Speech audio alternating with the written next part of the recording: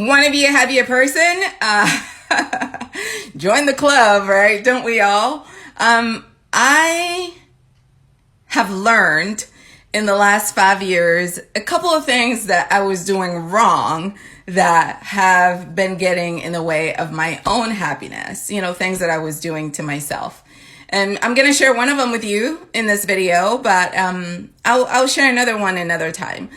The first one was that I really struggled with being a should person. What is a should person, you ask?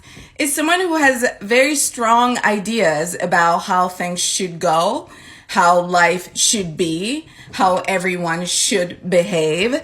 Do you get the theme here? Yes, there's a theme here.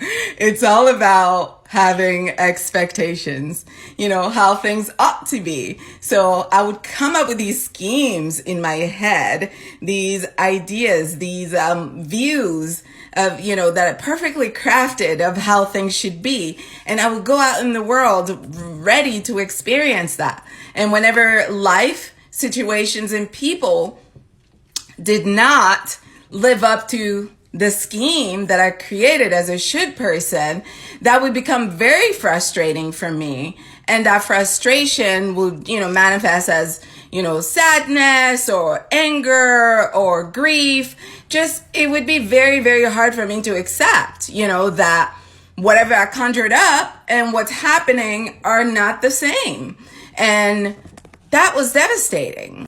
Literally, it's not until the last 5 years that it dawned on me that ultimately I was doing it to myself, because the truth is I have absolutely no control over how life should go, how things should be, and how people should behave.